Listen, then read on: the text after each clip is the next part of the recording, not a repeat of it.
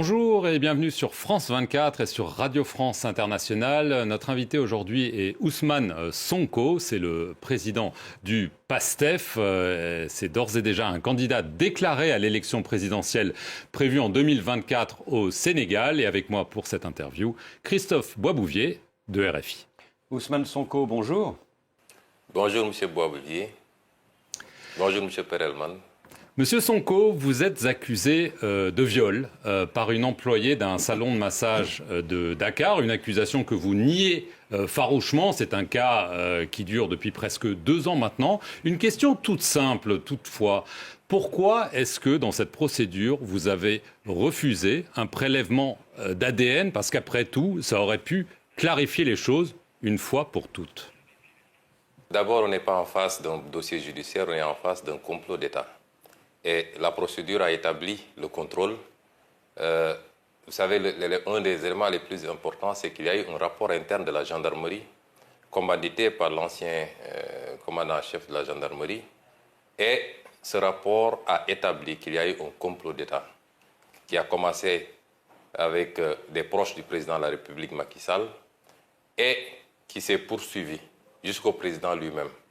Et je vais m'expliquer. Lorsque cette affaire a éclaté, j'ai très tôt dit que c'était un complot d'État parce qu'il n'a jamais été question de viol et il ne sera jamais question de viol me concernant. Lorsque tous ces éléments-là sont réunis, établissant un complot jusqu'au plus haut sommet de l'État, pensez-vous que quand un État prépare un complot, il va laisser ces détails? Au nom de quoi je me soumettrai à un test ADN sur une procédure dont celui qui avait demandé des prélèvements est lui-même impliqué dans le complot, c'est-à-dire le procureur de la République, et qu'il a été capable, fait extrêmement gravissime, de modifier un rapport d'enquête d'un gendarme à la base pour pouvoir m'incriminer. On n'est pas dans un dossier ordinaire et c'est pourquoi je ne me soumettrai pas à ce test. Monsieur Sonko, les opposants Karim Wade et Khalifa Sall ont une condamnation qui, a priori, les empêche de se présenter. L'ancienne première ministre, Madame Aminata Touré, qui vient de déclarer sa candidature, elle est aussi mise en cause, cette fois dans la presse, pour sa gestion au Conseil économique et social. Si vous-même, vous êtes renvoyé en procès puis condamné, vous ne pourrez pas être candidat l'année prochaine. Est-ce que vous pensez que c'est une stratégie délibérée ou pas? Mais vous avez la réponse à votre question. Vous savez très bien que depuis que Macky Sall est président de la République du Sénégal, on assiste à un phénomène inédit. C'est la première fois au Sénégal qu'un président de la République choisit qui doit aller à une élection. Le président Macky Sall, il sait qu'il ne pèse plus absolument rien au Sénégal. Il est passé de 65% de score en 2012 lorsqu'il est arrivé au pouvoir à 46% lors des dernières élections législatives, c'est-à-dire qu'il est minoritaire et minorisé dans ce pays. Il sait que tous les Sénégalais lui ont tourné le dos à cause de sa gouvernance calamiteuse. Mais aujourd'hui, sa stratégie, c'est de communiquer sur l'international, de se présenter comme le seul capable de diriger le Sénégal, de gérer les intérêts internationaux, d'assurer une stabilité du Sénégal dans un contexte sous-régional et régional extrêmement perturbé. Et ce discours semble passer, parce que, pour ce faire, il instrumentalise un certain nombre de contextes. D'abord, le contexte du terrorisme.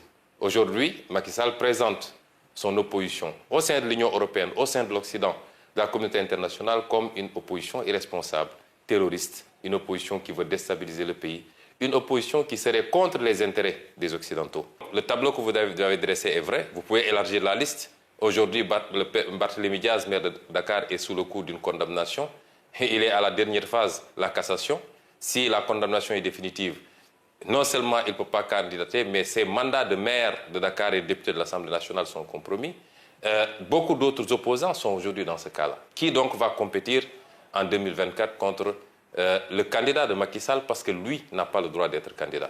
Et ça ne relève pas de la démocratie et le peuple sénégalais ne l'acceptera pas. Alors justement, vous venez de soulever un point qui fait débat et qui fera débat, à savoir la question du troisième mandat. Alors Macky Sall n'a pas encore dit s'il comptait briguer ou pas un nouveau mandat. Il estime toutefois qu'en raison de la nouvelle constitution de 2016, il en a le droit parce que les compteurs des mandats présidentiels seront remis à zéro d'après lui. On entend certains de ses proches l'encourager à y aller. Alors, d'une part, en a-t-il le droit d'après vous? Et si il y va, qu'est-ce que vous allez faire? On voit que vous demandez des manifestations, des concerts de casseroles. Est-ce que vous seriez peut-être tenté par une stratégie de déstabilisation si jamais il saute le pas? Vous savez, le seul fait que ce débat se pose encore au Sénégal n'honore pas ce pays et n'honore pas le président Macky Sall. N'oubliez pas qu'en 2012, c'est le président Macky Sall qui était à la pointe de la contestation contre la troisième candidature du président Abdoulaye Wade. Au point d'être dans les manifestations à la place de la nation, muni d'un petit matelas et se disant prêt même à y passer les nuits s'il le faut. Pensez-vous que moralement, un homme qui a eu cette position, cette posture et qui a mené ce combat-là, puisse se retrouver 12 ans plus tard dans la même situation où c'est sa place qui a changé, c'est lui aujourd'hui qui veut forcer une troisième candidature. C'est une honte pour le Sénégal, c'est une honte pour l'Afrique que ce genre de débat ne se pose que chez nous. Quand on a gouverné, de la manière dont il a gouverné, avec des scandales à l'appel, impliquant ses proches, ses beaux-frères, ses frères, ses parents, tous ces gens qu'il a mêlés à sa gouvernance. Quand on a gouverné par la brimade, en instrumentalisant la justice, en libérant les forces de défense et de sécurité sur les gens, quand on a gouverné de cette manière, on a toujours peur des lendemains. Mais sur le plan juridique, tous les constitutionnalistes sénégalais, vous voyez que chaque jour ou chaque semaine, il y a des panels. Je n'ai pas encore vu un constitutionnaliste qui dise le contraire. La question de la durée des mandats n'a rien à voir avec la question de la limitation des mandats. Et nul ne peut faire 2 mandats consécutifs. Cette phrase qui figure dans l'article 27 de la Constitution a résumé la question. Qu'est-ce qui va se faire? Cela relèvera du peuple sénégalais. Vous savez, ce n'est pas une question de Ousmane Sonko ou de X ou de Y. La preuve, s'il y a une question qui fait consensus entre l'écrasante majorité du peuple sénégalais, la société civile sénégalaise, les acteurs politiques de l'opposition et même des acteurs politiques du pouvoir, parce que de plus en plus des voix s'élèvent dans le pouvoir. On a même des démissionnaires qui disent rendre le tablier parce qu'ils ne peuvent pas admettre ce débat sur le troisième mandat. Le moment venu, le peuple sénégalais, qui est un grand peuple, qui a montré dans le passé son attachement à la démocratie, mais son attachement au respect d'un certain nombre de principes, ce peuple-là aura son mot à dire. Monsieur Sonko, lors de votre candidature officielle, c'était au mois d'août dernier, vous avez accusé Macky Sall de susciter des dossiers de terrorisme, de rébellion, de viol imaginaire, fabriqués avec le soutien de la France. La France aurait donc participé à un complot contre vous? C'est grave, ça, comme accusation. Ce que je veux dire, c'est qu'aujourd'hui, il y a un comportement.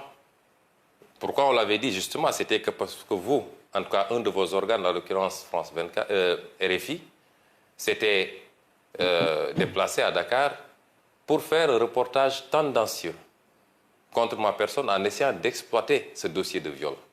Et de manière totalement partielle.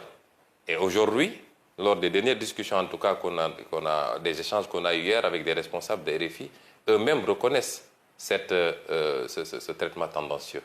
Et au-delà de RFI, qui aujourd'hui est une chaîne française, il y a un certain nombre d'actes que la France pose qui nous fait penser, nous, opposition, de manière générale, que la France prend fait et cause pour Macky Sall pour des raisons qui lui sont propres. Et sur ces problématiques-là, nous voulons appeler la France à revoir sa position. On a été dépeints comme étant des anti-français notoires. Nous n'avons rien contre la France, ni contre aucun autre pays. Nous avons un discours qui peut gêner parce que c'est un discours qui appelle à une rupture dans les relations. Il y a des traditions séculaires entre le Sénégal et la France. Mais il y a que ces traditions sont assises également sur des relations qui ne sont pas totalement roses pour le Sénégal.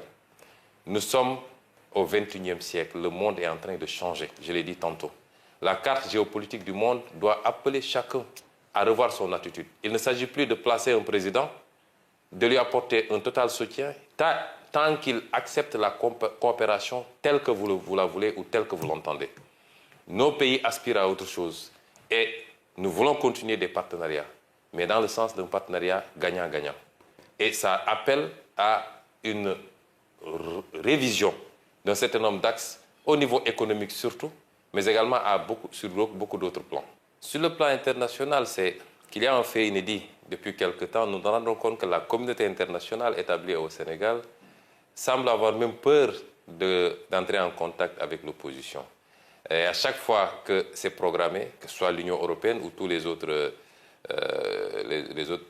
instances de la communauté internationale, c'est déprogrammé à la dernière minute. Et on nous dit que ce serait un veto du président Macky Sall. Et nous voulons dire à cette communauté internationale que l'opposition sénégalaise est une opposition responsable, ouverte sur le monde, qui connaît la tradition et l'histoire de la coopération au Sénégal, qui en aucun cas ne peuvent être interrompues. Mais que nous voulons des discussions beaucoup plus sereines, beaucoup plus ouvertes et orientées vers des partenariats constructifs et bénéfiques, c'est-à-dire des partenariats gagnant-gagnant, dans la gestion de nos ressources naturelles, dans la passation des marchés publics, dans la gestion d'un certain nombre d'éléments extrêmement sensibles que nous avons en commun et en partage, et qui, mal gérés, rejaillissent sur les phénomènes que nous connaissons, notamment cette immigration qui pose problème à l'Europe. Monsieur Sonko, vous dites que vous n'êtes pas contre la France. On a vu des manifestations anti-françaises et parfois pro-russes dans plusieurs capitales africaines. On a vu l'arrivée de mercenaires russes au Mali, peut-être au Burkina Faso. Quelle est votre appréciation de cette arrivée des Russes sous différentes formes? Est-ce que la Russie est un partenaire de confiance qui pourrait se substituer à la France? Oui, c'est des questions extrêmement délicates sur lesquelles notre position elle est très simple. Les pays africains sont des pays indépendants qui peuvent envisager de manière autonome leur coopération. Et aujourd'hui, coopérer avec la France, les États-Unis, la Russie ou la Chine est une option. Mais ce que je voudrais dire à nos amis africains, c'est de faire très attention sur un certain nombre de questions. Il n'est pas question de remplacer un partenariat qu'on considérait défavorable par un autre qui peut l'être beaucoup plus. Et remplacer un drapeau par un autre ne milite pas en faveur du combat pour la souveraineté des pays africains. Nous devons être très prudents, l'ouverture certes, mais à l'endroit de la Russie également. Ce qui est attendu, ce n'est pas un partenariat de guerre. On n'attend pas que la guerre s'installe dans un pays pour débarquer, mais nous voulons des partenariats beaucoup plus constructifs, beaucoup plus larges, qui englobe toutes les questions de développement qui nous interpellent, en respectant la liberté de chaque pays maintenant à pouvoir choisir librement ses partenaires.